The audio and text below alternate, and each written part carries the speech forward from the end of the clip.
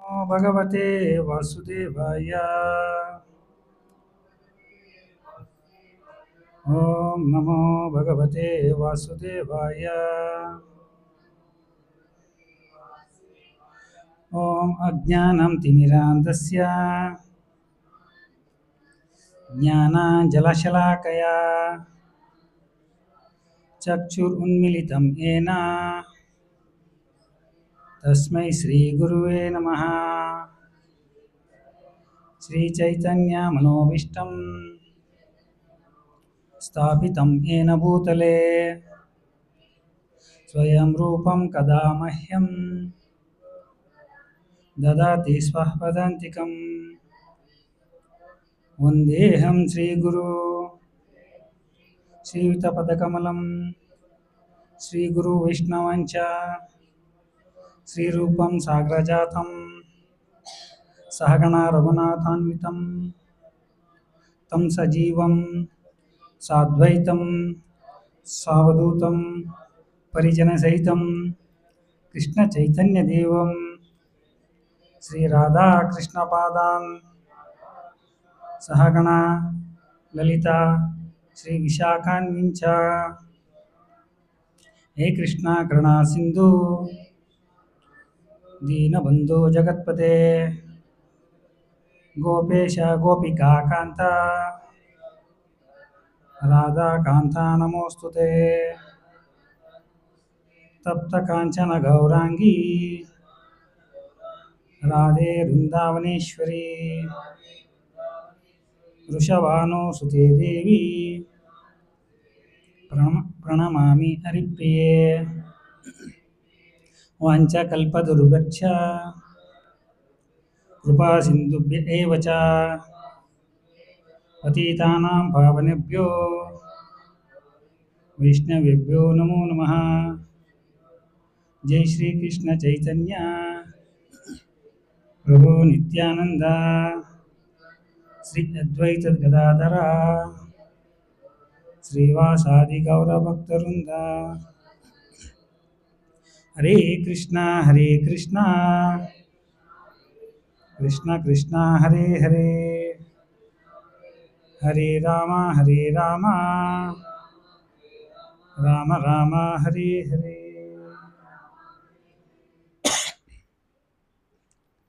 ಎಲ್ಲರಿಗೂ ನಮಸ್ಕಾರ. ಭಾನುವಾರ ಸತ್ಸಂಗ ಕಾರ್ಯಕ್ರಮಕ್ಕೆ ಎಲ್ಲರಿಗೂ ಸ್ವಾಗತ. ಇವತ್ತು ನಾವು ಭಗವದ್ಗೀತೆ ಅಧ್ಯಾಯ 9 3ನೇ ಶ್ಲೋಕ ನೋಡ್ತಾ ಇದ್ದೀವಿ.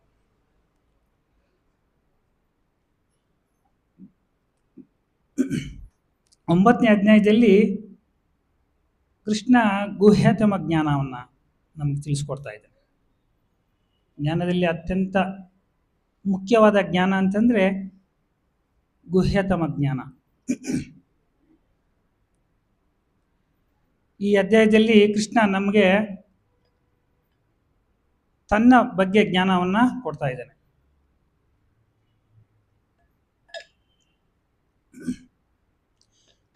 ಭೌತಿಕ ಜಗತ್ತಿನಲ್ಲಿ ಭಗವಂತನ ಸ್ಥಾನ ಏನು ಅನ್ನೋದು ತಿಳ್ಕೊಳ್ಳದೆ ನಾವು ಭಕ್ತಿಯನ್ನು ಮಾಡ್ತಾ ಇದ್ದೇವೆ. ಅಂದರೆ ನಮಗೆ ಬೇಕಾದ ರೀತಿಯಲ್ಲಿ ಭಕ್ತಿ ಮಾಡ್ತಾ ಇದ್ದೇವೆ. ವೇದಗಳು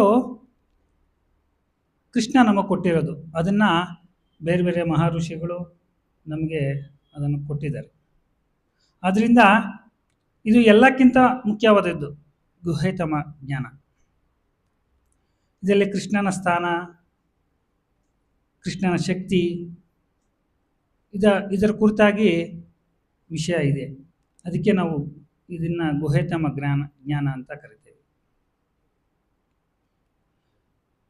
ಇದರಲ್ಲಿ ಮುಖ್ಯವಾಗಿ ತಿಳ್ಕೊಬೇಕಾದ ವಿಷಯ ಅಂತಂದರೆ ಶ್ರದ್ಧೆ. ಶ್ಲೋಕ ಹೇಳುತ್ತೆ,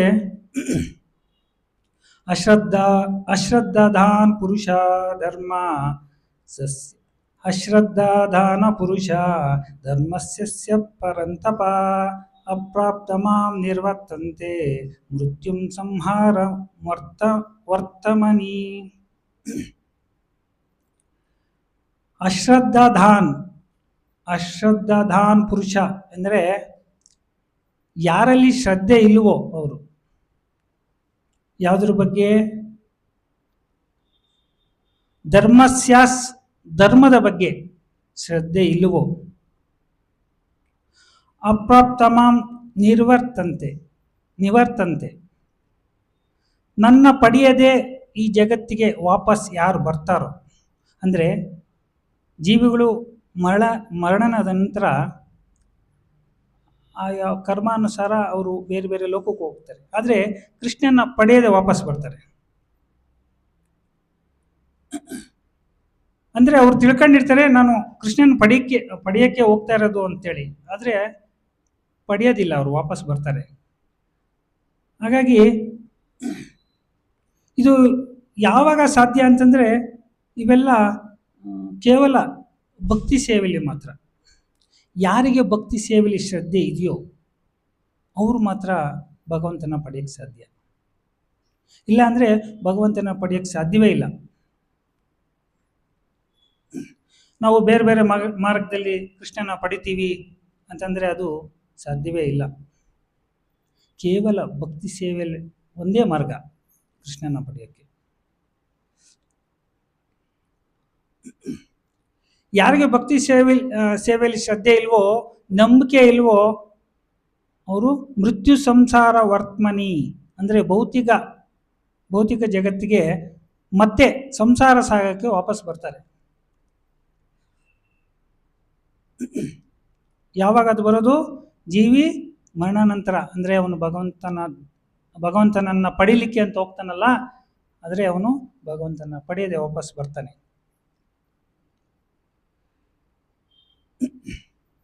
ಯಾರಿಗೆ ಶ್ರದ್ಧೆ ಇರುತ್ತೋ ಭಕ್ತಿ ಸೇವೆಯಲ್ಲಿ, ಅವ್ರು ಮತ್ತೆ ಈ ಭೂಲೋಕಕ್ಕೆ, ಈ ಭೌತಿಕ ಜಗತ್ತಿಗೆ ಬರೋದಿಲ್ಲ. ಭಗವದ್ಗೀತಾ 17ನೇ ಶ್ಲೋಕದಲ್ಲಿ ಕೃಷ್ಣ ಹೇಳ್ತಾನೆ, ಒಬ್ಬ ವ್ಯಕ್ತಿ ತನ್ನ ಸ್ವಭಾವದ ಪ್ರಕಾರ, ಅಂದರೆ ಪ್ರಕೃತಿಯ ಗುಣದ ಪ್ರಕಾರ, ಅಂದರೆ ಈ ಜನ್ಮದಲ್ಲಿ ಪ್ರಕೃತಿಯ ಗುಣಗಳನ್ನು ಕೊಂಡಿರ್ತಾನಲ್ಲ, ಅದು ಯಾವ್ದ್ಯಾವುದು ಅಂದರೆ ಸತ್ವಗುಣ, ರಜೋಗುಣ, ತಮೋಗುಣ. ಅದ್ರ ಪ್ರಕಾರ ಅವನು ಈ ಜನ್ಮದಲ್ಲಿ ಪಡ್ಕೊಂಡಿರ್ತಾನೆ. ಸತ್ವಗುಣದಲ್ಲಿ ಇರೋರ ಶ್ರದ್ಧೆ ಹೇಗಿರುತ್ತೆ ಅಂತಂದರೆ, ಅವರು ದೇವತೆಗಳಿಗೆ ಪೂಜೆಯನ್ನು ಮಾಡ್ತಾ ಇರ್ತಾರೆ. ಇವರು ಸಾಮಾನ್ಯವಾಗಿ ಸತ್ವಗುಣದಲ್ಲಿರ್ತಾರೆ. ಇನ್ನು ರಜೋಗುಣದವರು ಅಂತಂದರೆ, ಯಾರಿಗೆ ರಜೋಗುಣದ ಗುಣದಲ್ಲಿರ್ತಾರೋ ಅವರು ಅಸುರರನ್ನು ಆರಾಧನೆ ಮಾಡ್ತಾರೆ, ಪೂಜೆ ಮಾಡ್ತಾರೆ ಅಸುರರನ್ನು. ಮತ್ತು ಯಾರು ತಮ್ಮ ಶ್ರದ್ಧೆಯನ್ನು ತಮೋಗುಣದಲ್ಲಿ ಇಡ್ಸ್ಕೊಂತಾರೆ, ಅವರು ಭೂತ ಪ್ರೇತಗಳನ್ನ ಆರಾಧನೆ ಮಾಡ್ತಾರೆ. ಸತ್ವಗುಣದವರು ದೇವತೆಗಳಿಗೆ, ರಜೋಗುಣದವರು ಅಸುರರನ್ನು, ತಮೋಗುಣದವರು ಭೂತ ಪ್ರೇತಗಳನ್ನು ಆರಾಧನೆ ಮಾಡೋದು.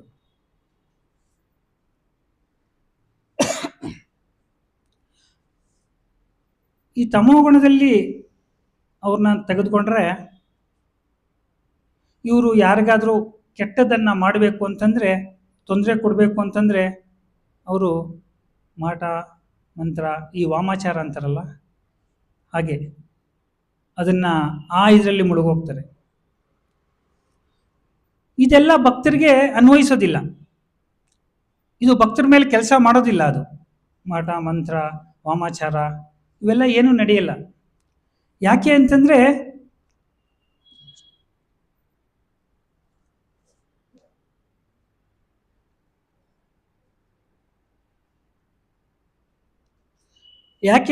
ಭಕ್ತರಿಗೆ ಒಂದು ಸ್ಪೆಷಲ್ ಇದೆ, ವ್ಯಾಕ್ಸಿನೇಷನ್, ಮದ್ದು.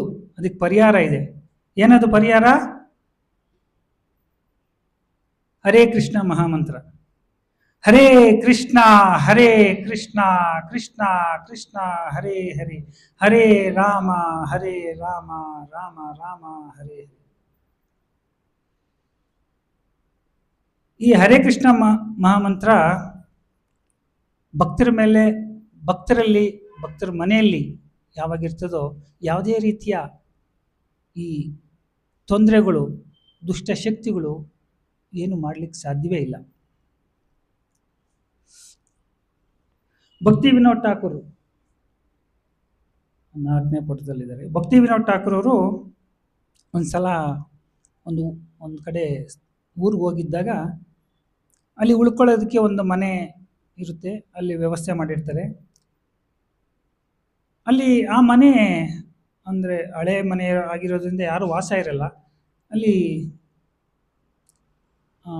ಅವ್ರು ಹೇಳ್ತಾರೆ ಜನ ಇಲ್ಲಿ ಬೇಡ, ಭೂತ ಪ್ರೇತಗಳಿದೆ ಬೇಡ ಅಂತೇಳಿ ಇರ್ತಾರೆ ಜನ, ಬೇರೆ ಕಡೆ ವ್ಯವಸ್ಥೆ ಮಾಡೋಣ ಅಂತ. ಅವರು ಇಲ್ಲ ಇದಕ್ಕೆ ಒಪ್ಪೋದಿಲ್ಲ, ಇದೇ ಇಲ್ಲಿ ಏನು ತೊಂದರೆ ಇಲ್ಲ ಅಂಥೇಳಿ ಒಪ್ಕೊಂತಾರೆ ಅವರು. ಸರಿ, ಅವ್ರಿಗೆ ಗೊತ್ತಿದೆ ಅಲ್ಲಿ ಆ ವಾತಾವರಣ ನೋಡಿದ ತಕ್ಷಣ ಅವ್ರಿಗೆ ಗೊತ್ತಾಗಿರ್ತದೆ ಇಲ್ಲಿ ಯಾವುದೋ ಒಂದು ಶಕ್ತಿ ಇದೆ. ಅದು ಶಕ್ತಿ ಅಂತಂದರೆ ಅದು ಕೆಳಮಟ್ಟದ ಶಕ್ತಿ, ಅದು ಮುಂದೆ ಬರ್ತದೆ ಏನು ಅಂತ ತಿಳ್ಕೊಳ್ಳೋಣ. ಆದರೂ ಅವರು ಅದನ್ನೇ ಸವಾಲಾಗಿ ತಗೊಂಡ್ರು. ಸರಿ, ಆ ಮನೆಗೆ ಅವತ್ತು ರಾತ್ರಿ ಉಳಿದ್ರು. ಅವ್ರಿಗೆ ಗೊತ್ತಿತ್ತು ಇಲ್ಲಿ ನೆಗೆಟಿವ್ ಶಕ್ತಿ ಇದೆ ಅಂತ. ಅವ್ರೇನು ಮಾಡೋರು, ಕೀರ್ತನೆಯನ್ನು ಪ್ರಾರಂಭಿಸಿದ್ರು, ಹರೇ ಕೃಷ್ಣ ಮಹಾಮಂತ್ರ. ಹರೇ ಕೃಷ್ಣ ಕೃಷ್ಣ ಕೃಷ್ಣ ಹರೇ ಹರೇ, ಹರೇ ರಾಮ ರಾಮ ರಾಮ ಹರೇ ಹರೇ. ಈ ಕೀರ್ತನೆಯನ್ನ ಮಾಡಿದ್ರು. ಅವ್ರಿಗೆ ಅಲ್ಲಿದ್ದಿದ್ದು ತಿಳಿದಿತ್ತು, ಯಾವುದೋ ಒಂದು ದುಷ್ಟಶಕ್ತಿ ಇದೆ ಅಂತ ತಿಳಿದಿತ್ತು. ಮತ್ತು ಆ ದುಷ್ಟಶಕ್ತಿ ಹೋಗಿದ್ದು ಕೂಡ ಅವ್ರಿಗೆ ತಿಳಿತು, ಹೋಗಿದೆ ಅಂತ. ಆಮೇಲೆ ಆ ರಾತ್ರಿ ಕಳೆದ್ರು. ಮಾರನೇ ದಿನ ಅವರು ಜನಗಳಿಗೆ ಹೇಳ್ತಾರಲ್ಲ, ಅಲ್ಲಿ ಊರಲ್ಲಿರೋ ಜನಗಳಿಗೆ ಕರೆದುಬಿಟ್ಟು, ನೀವೇನು ಭಯಪಡಬೇಡಿ, ಇನ್ನು ಮೇಲೆ ಈ ಭೂತ ಪ್ರೇತ ಯಾವುದು ಶಕ್ತಿಗಳು ಇಲ್ಲಿ ಇರೋದಿಲ್ಲ, ನೀವು ಆರಾಮಾಗಿರ್ಬೋದು ಅಂತ. ಅಂದರೆ ಹರೇ ಕೃಷ್ಣ ಮಹಾಮಂತ್ರ ಅಷ್ಟು ಶಕ್ತಿ. ಯಾಕೆ ಅಷ್ಟೊಂದು ಶಕ್ತಿ ಅಂತಂದರೆ ಅದು ಭಗವಂತನ ಅಂತರಂಗ ಶಕ್ತಿ. ಆ ಅಂತರಂಗ ಶಕ್ತಿಯ ಮುಂದೆ ಈ ದುಷ್ಟಶಕ್ತಿ ಆಟ ಏನೂ ನಡೆಯೋದಿಲ್ಲ. ಹಾಗಾಗಿ ನಾವು ನಮ್ಮ ಮನದಲ್ಲಿ, ನಮ್ಮ ಮನೆಯಲ್ಲಿ ನಾವು ಭಗವಂತನ ಹರೇ ಕೃಷ್ಣ ಮಹಾಮಂತ್ರನ ನಾವು ಜಪಿಸ್ತಾ ಇರಬೇಕು. ಮನೆಯ ಮಂತ್ರಾಲಯ, ಮನಸ್ಸೇ ದೇವಾಲಯ. ಮನೆಯನ್ನ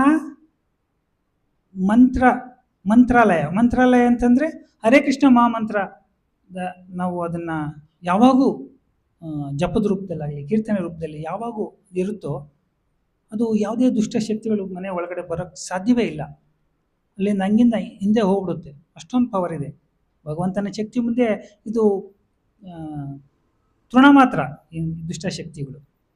ಹಾಗಾಗಿ ನಮ್ಮ ಮನೆಯನ್ನು ಮಂತ್ರಾಲಯ ಮಾಡಬೇಕು, ಮನಸ್ಸನ್ನು ದೇವಾಲಯ ಮಾಡಬೇಕು. ದೇವಾಲಯ ಅಂತಂದರೆ ಭಗವಂತನ ಮನಸ್ಸಲ್ಲಿ ನಾವು ಸದಾ ಧ್ಯಾನದಲ್ಲಿರಬೇಕು. ಇನ್ನು ಎರಡನೇದು ರಜೋಗುಣದವರು. ಇವರು ಅಸುರರನ್ನು ಪೂಜೆ ಮಾಡೋದು. ಅಸುರರು ಅಂತಂದರೆ ಈ ಭೌತಿಕ ಜಗತ್ತಿನಲ್ಲಿ ಇರ್ತಕ್ಕಂಥವ್ರು ಸ್ವಾರ್ಥಿಗಳು ಅಂತಾರೆ ಅದಕ್ಕೆ. ಅವರು ಯಾವುದೇ ಲೈನಲ್ಲಿ ಇರ್ಬೋದು, ವಿಧವಾದ ಲೈನಲ್ಲಿ ಇರ್ಬೋದು. ಅವರು ತಮ್ಮನ್ನು ತಾವು ಪೂಜೆ ಮಾಡ್ಕೊಳ್ಳೋದಾಗಲಿ ಅಥವಾ ಪೂಜೆ ಮಾಡೋಕ್ಕೆ ಉತ್ತೇಜನ ನೀಡೋಕ್ಕಾಗಲಿ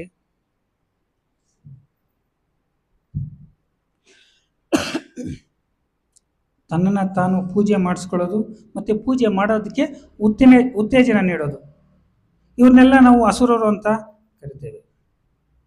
ದೇವರನ್ನು ಬಿಟ್ಟು ಯಾರನ್ನೇ ಪೂಜೆ ಮಾಡಿದ್ರು ಅದು ತಮೋಗುಣದವರು ಮಾಡೋವಂಥದ್ದು. ದೇವರನ್ನು ಬಿಟ್ಟು ಯಾರನ್ನ ಪೂಜಿಸಬಾರ್ದು ಕೂಡ, ಅದು ಮಾಡೋದು ತಮೋಗುಣದಲ್ಲಿರೋರು ಮಾತ್ರ. ಸತ್ವಗುಣದಲ್ಲಿರೋರನ್ನ ನಾವಾಗಲೇ ತಿಳ್ಕೊಂಡಿದ್ದೀವಿ, ಅವರು ದೇವತೆಗಳಿಗೆ ಆರಾಧನೆ ಮಾಡುವಂಥವ್ರು. ಮತ್ತು ಭೂತ ಪ್ರೇತಗಳು ಅತಿ ಕೆಳಮಟ್ಟದ ಶಕ್ತಿ. ಈ ಶಕ್ತಿಯಲ್ಲಿ ಮೂರು ಥರ ಇದೆ. ಒಂದು ಕೆಳಮಟ್ಟದ ಶಕ್ತಿ, ಈ ಭೂತ ಪ್ರೇತಗಳಲ್ಲಿ ಇರ್ತಕ್ಕಂಥ ಒಂದು ಶಕ್ತಿ ಆದರೆ ಅದಕ್ಕಿಂತ ಸ್ವಲ್ಪ ಪವರ್ಫುಲ್ ಅಂತಂದರೆ ಮನುಷ್ಯ ಜನ್ಮವನ್ನು ಪಡ್ಕೊಂಡು ಇರ್ತಕ್ಕಂಥ ಅಸುರರು ಯಾರು ಇರ್ತಾರೆ ಅವ್ರದ್ದು ಒಂಥರ ಶಕ್ತಿ ಇದೆ, ಇದು ಹಿರಣ್ಯ ಅಂತ. ಇದಕ್ಕಿಂತ ಮೇಲೆ ಒಂದು ಶಕ್ತಿ ಇದೆ, ದೇವತೆಗಳು. ಅವರು ಮನುಷ್ಯರಿಗಿಂತ ಶ್ರೇಷ್ಠರು. ಯಾಕೆಂದರೆ ದೇವತೆಗಳು ನಮ್ಮ ಪ್ರತಿ ಅಂಗಾಂಗಗಳನ್ನು ನಿಯಂತ್ರಿಸುವಷ್ಟು ಶಕ್ತಿ ಅವರಿಗಿದೆ. ನಮ್ಮ ಕರ್ಮ ಫಲವನ್ನು ತಲುಪಿಸೋದು ಕೂಡ ಅವರೇ. ನಮ್ಮ ದೇಹದ ಪ್ರತಿಯೊಂದು ಅಂಗಾಂಗ ಕೂಡ, ಒಂದೊಂದು ಅಂಶವೂ ಕೂಡ ಅವರ ನಿಯಂತ್ರಣದಲ್ಲಿ ಇರ್ತದೆ. ಹಾಗಾಗಿ ನಾವು ಎಲ್ಲಿ ಬೇಕಾದರೂ ಹೇಗೆ ಬೇಕಾದರೂ ತೊಂದರೆಗೊಳಗಾಗ್ಬೋದು, ಅದು ನಮ್ಮಲ್ಲಿಲ್ಲ, ನಮ್ಮ ಕೈಲಿಲ್ಲ. ನಾವು ಯಾವ ರೀತಿ ಕರ್ಮ ಮಾಡಿದ್ದೀವೋ ಅದ್ರ ಪ್ರಕಾರ ನಮಗೆ ಕರ್ಮ ಫಲ ಕೊಡ್ತಾ ಇರ್ತಾರೆ ದೇವತೆಗಳು.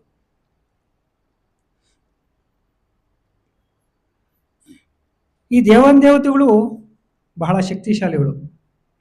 ಅವರನ್ನು ನಾವು ತಡೆಯಕ್ಕೆ ಸಾಧ್ಯವೇ ಇಲ್ಲ. ಅವ್ರು ಯಾಕೆಂದರೆ ನಮ್ಮೆಲ್ಲರ ನಿಯಂತ್ರಣದಲ್ಲಿ, ನಾವು ಅವರ ನಿಯಂತ್ರಣದಲ್ಲಿ ಇರ್ತೀವಿ, ದೇವತೆಗಳ ನಿಯಂತ್ರಣದಲ್ಲಿ ನಾವಿರ್ತೀವಿ ಕೂಡ. ಇದು 3 ಬಗೆಯ ಶ್ರದ್ಧೆ: ರಜೋಗುಣ, ಸತ್ವಗುಣ, ರಜೋಗುಣ, ತಮೋಗುಣ.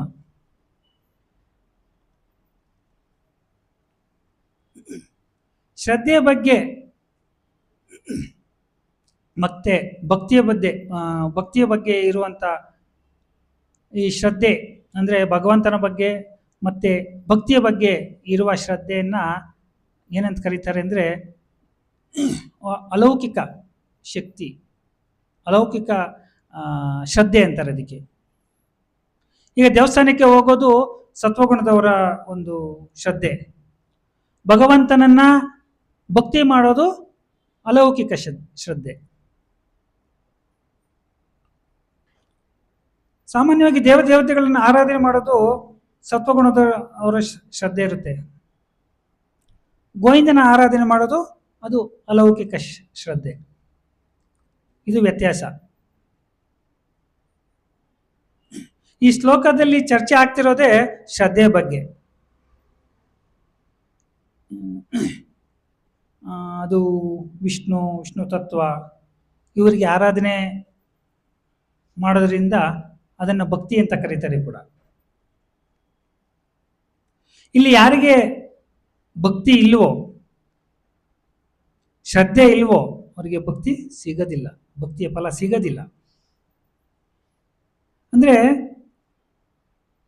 ಭಕ್ತಿಯ ಆರಂಭನೇ ಶ್ರದ್ಧೆ ಇದ್ದಾಗಲೇ ಭಕ್ತಿಯನ್ನ ಆರಂಭ ಮಾಡೋಕ್ಕೆ ಸಾಧ್ಯ. ಸಾಮಾನ್ಯವಾಗಿ ಎಲ್ಲರಿಗೂ ಅಲ್ಪ ಶ್ರದ್ಧೆ ಇರುತ್ತೆ ಜನರಲ್ ಆಗಿ. ಆ ಶ್ರದ್ಧೆ ಇರೋದ್ರಿಂದನೇ ಈ ಸತ್ಸಂಗಕ್ಕೆ ಸಾಮಾನ್ಯವಾಗಿ ಬರೋಕ್ಕೆ ಸಾಧ್ಯ. ಶ್ರದ್ಧೆ ಇಲ್ಲ ಅಂತಂದರೆ ಬರೋಕ್ಕೆ ಸಾಧ್ಯವೇ ಇಲ್ಲ. ಅವ್ರ ಬಾಗಿಲಿಂದ ಹಾಗೆ ಹೋಗ್ಬಿಡ್ತಾರೆ, ಒಳಗೆ ಬರೋದೇ ಇಲ್ಲ, ಇಂಟ್ರೆಸ್ಟೇ ಇರೋದಿಲ್ಲ.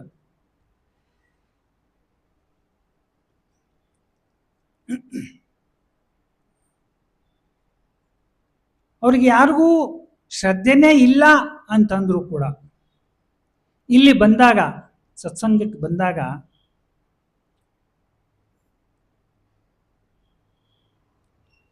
ಸಾಮಾನ್ಯವಾಗಿ ನಂಬಿಕೆ ಇದೆಯೋ ಇಲ್ವೋ, ಅವರು ಸತ್ಸಂಗಕ್ಕೆ ಒಳಗೆ ಬಂದಾಗ ಅವ್ರಿಗೆ ನಂಬಿಕೆ ಇದೆ ಅಂತಾನೆ ಅರ್ಥ.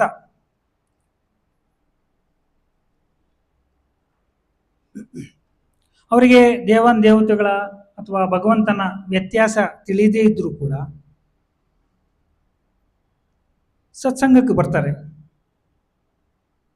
ಬರೋದ್ರಿಂದ ಅವರು ಶ್ರದ್ಧೆ ಬೆಳೀತಾ ಹೋಗುತ್ತೆ.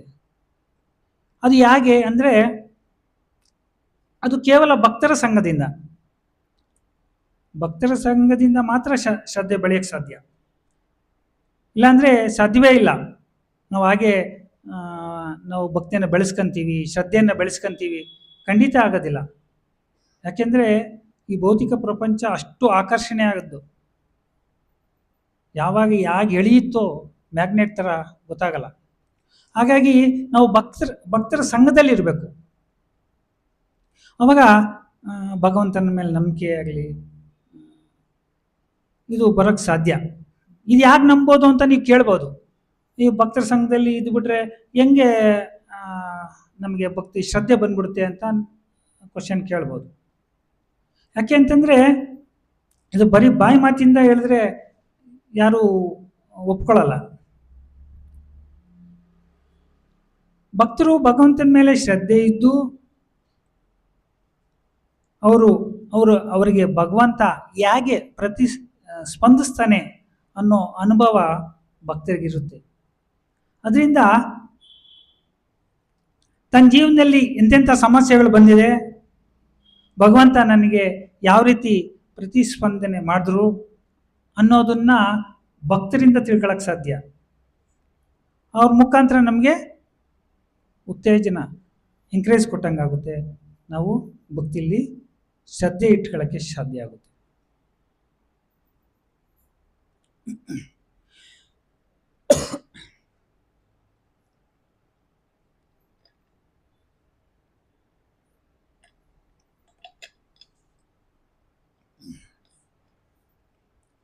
ಯಾಕೆಂದರೆ ಭಕ್ತರ ಹತ್ರ ನಾವು ತಿಳ್ಕೊಂಡಾಗ ಅವ್ರು ಯಾವ ಸನ್ನಿವೇಶದಲ್ಲಿ ಭಗವಂತ ಸ್ಪಂದಿಸ್ತಾ ಅನ್ನೋದು ನಮಗೆ ತಿಳಿಯುತ್ತೆ. ಒಬ್ಬೊಬ್ಬರು ಭಕ್ತರ ಹತ್ರ ಒಂದೊಂದು ಸನ್ನಿವೇಶಗಳು ನಡೆದಿರ್ತವೆ, ನೀವು ಕೇಳಿರ್ತೀರಿ ಕೂಡ, ಅನುಭವ ಆಗಿರುತ್ತೆ. ಆ ಭಕ್ತರನ್ನ ಕೇಳಿದಾಗಲೇ ಗೊತ್ತಾಗೋದು, ಇಲ್ಲ ಅಂತಂದರೆ ಗೊತ್ತಾಗಲ್ಲ. ಇದು ಭಕ್ತರ ಮತ್ತು ಭಗವಂತನ ಮೇಲೆ ಶ್ರದ್ಧೆ ಇರಿಸಿರೋದ್ರಿಂದ ಅವನು ಸ್ಪಂದಿಸ್ತಾನೆ ಭಕ್ತರಿಗೆ. ಹಾಗಾಗಿ ನಾವು ಭಕ್ತರ ಅನುಭವ ನಾವು ಪಡಿಬೇಕು, ನಾವು ಅವರಿಂದ ತಿಳ್ಕೊಳ್ಬೇಕು. ಆಗ ನಮಗೆ ಶ್ರದ್ಧೆ ಹೆಚ್ಚಾಗುತ್ತೆ. ಯಾರಿಗೂ ಸ್ವಲ್ಪವೂ ಶ್ರದ್ಧೆ ಇಲ್ವೇ ಇಲ್ಲ ಅಂತವ್ನು ಬಲವಂತವಾಗಿ ಕರ್ಕೊಂಬಂದರೂ ಕೂಡ ಈ ಭಕ್ತರ ಜೊತೆ ಇದ್ದಾಗ ಅದು ತನ್ನಲ್ಲಿ ಇಲ್ಲದೆ ಇರ್ತಕ್ಕಂಥ ಶ್ರದ್ಧೆ ಸೃಷ್ಟಿಯಾಗುತ್ತೆ. ಇಲ್ಲದೆ ಇರತಕ್ಕಂಥ ಶ್ರದ್ಧೆ ಸೃಷ್ಟಿಯಾಗುತ್ತೆ, ಅಷ್ಟು ಕೆಪಾಸಿಟಿ ಇದೆ. ಹಾಗಾಗಿ ನಾವು ಭಕ್ತರ ಸಂಘದಲ್ಲಿ ಇರಬೇಕು. ಶ್ರದ್ಧೆ ಹೆಚ್ಚಾಗಿಲ್ಲ ಅಂತಂದರೆ ನಾವು ಭಕ್ತಿ ಹೆಚ್ಚಾಗಿಲ್ಲ ಅಂತಲೇ ಅರ್ಥ. ಶ್ರದ್ಧೆಯೇ ಮುಖ್ಯ ಆಧಾರ ಭಕ್ತಿಗೆ. ಇದನ್ನು ನಾವು ಮೊದಲು ತಿಳ್ಕೊಬೇಕು.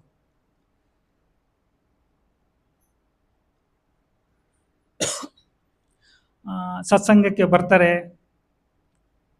ಭಕ್ತರ ಅನುಭವವನ್ನು ಪಡ್ಕೊತಾರೆ, ಮತ್ತು ಸನಾತನ ಭಕ್ತರ ಹತ್ರ ಗುರುಗಳ ಹತ್ರ ಶ್ರವಣ ಮಾಡ್ತಾರೆ. ಮಾಡಿಯೂ ಕೂಡ ಅವ್ರಿಗೆ ಶ್ರದ್ಧೆ ಬರಲಿಲ್ಲ ಅಂತಂದರೆ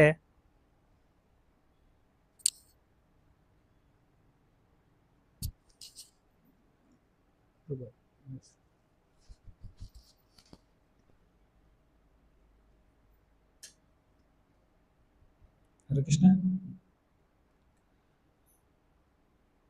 ಸತ್ಸಂಗಕ್ಕೆ ಬಂದು ಭಕ್ತರ ಅನುಭವ ಪಡೆದು ಗುರುಗಳ ಪ್ರವಚನ ಶ್ರವಣ, ಮಹಾನ್ ಭಕ್ತರ ಶ್ರವಣ ಮಾಡಿದಾಗಲೂ ಕೂಡ ಅವ್ರಿಗೆ ಶ್ರದ್ಧೆ ಬರಲಿಲ್ಲ ಅಂದರೆ ಅವ್ರಿಗಿಂತ ದುರದೃಷ್ಟವಂತರು ಯಾರೂ ಇಲ್ಲ ಅಂತಲೇ ಅರ್ಥ. ಯಾಕೆಂದರೆ ಇಲ್ಲಿಯವರೆಗೂ ಬರೋಕ್ಕೆ ಅವ್ರಿಗೆ ಅದೃಷ್ಟ ಇದೆ, ಇಲ್ಲಿ ಬಂದ ಮೇಲೆ ಅದನ್ನು ತಿಳ್ಕೊಂಡು ಕೂಡ ಅವರು ಇದನ್ನು ಅವಕಾಶನ ಸಿಕ್ಕಿದ್ರು ಕೂಡ ಅದನ್ನು ಉಪಯೋಗಿಸ್ಕೊಳ್ಳಿಲ್ಲ ಅಂತಂದರೆ ನಿಜವಾಗೂ ಅವರು ಇರೋದನ್ನು ಅದೃಷ್ಟನ ಕಳ್ಕೊಂಡ್ಬಿಡ್ತಾರೆ ಅಂತಲೇ ಅರ್ಥ. ಸಾಮಾನ್ಯವಾಗಿ ಮನೆಗಳಲ್ಲಿ ಒಂದು ಸೆಂಟಿಮೆಂಟ್ ಇರುತ್ತೆ, ನಾವು ಮೊದಲಿಂದ ಹೀಗೆ ಇದ್ವಿ, ಹಾಗಾಗಿ ಅದನ್ನೇ ಕಂಟಿನ್ಯೂ ಮಾಡ್ತಾ ಇದ್ದೀವಿ, ಏನು ಮಾಡೋದು, ಏನು ಮಾಡೋಕ್ಕಾಗಲ್ಲ ಅಂತ ಹೇಳ್ತಿರ್ತೀವಿ. ನಾವು ಏನಕ್ಕೆ ಮಾಡ್ತಾ ಇದ್ದೀವಿ, ಹೇಗೆ ಮಾಡ್ತಾ ಇದ್ದೀವಿ ಅದು ತಿಳ್ಕೊಳ್ಳೋ ಗೋಜಿಗೆ ಹೋಗಲ್ಲ. ಮೊದಲಿಂದ ನಾವು ಮಾಡ್ಕೊಂಬರ್ತಾ ಇದ್ದೀವಿ, ಅದನ್ನೇ ಕಂಟಿನ್ಯೂ ಮಾಡ್ತಾ ಇದ್ದೀವಿ. ಅದ್ರಲ್ಲಿ ನಮ್ದೇನು ತಪ್ಪಿದೆ ಅನ್ನೋ ರೀತಿ ನಾವು ಅದನ್ನ ಒಂದು ಇದ್ರ ಮೇಲೆ ಮಾಡ್ಕೊಂಡು ಹೋಗ್ತಾ ಇರ್ತೀವಿ. ಇಲ್ಲಿ ಸತ್ಸಂಗಕ್ಕೆ ಬಂದಾಗ ಕಾರಣಗಳನ್ನ ತಿಳ್ಕೊಂಡ್ರೂ ಕೂಡ ತಿಳ್ಕೊಬೇಕು. ತಿಳ್ಕೊಳ್ಳಿಲ್ಲ ಅಂತಂದ್ರೆ ಅದು ದುರದೃಷ್ಟಕರನೇ. ಅದಕ್ಕೆ ನಾವು ಇಸ್ಕಾನಲ್ಲಿ ಮೊದಲು ಪ್ರಸಾದಕ್ಕೆ ಪ್ರಾಧಾನ್ಯತೆ ಕೊಡ್ತೀವಿ. ಅಂದರೆ ಪ್ರಸಾದಕ್ಕೆ ಅಷ್ಟು ಶಕ್ತಿ ಇದೆ. ಭಗವಂತನ ಪ್ರಸಾದ ಅದು ಭಕ್ತಿಗೆ ಬರಲಿ ಅನ್ನೋ ಉದ್ದೇಶದಿಂದ ಭಗವಂತನ ಪ್ರಸಾದವನ್ನ ಎಲ್ಲರಿಗೂ ಹಂಚ್ತೀವಿ ಕೂಡ. ಹಾಗಾಗಿ ಇಸ್ಕಾನ್ ಉದ್ದೇಶನೇ ಜೀವಗಳನ್ನ ಭಕ್ತಿಗೆ ತರೋದು.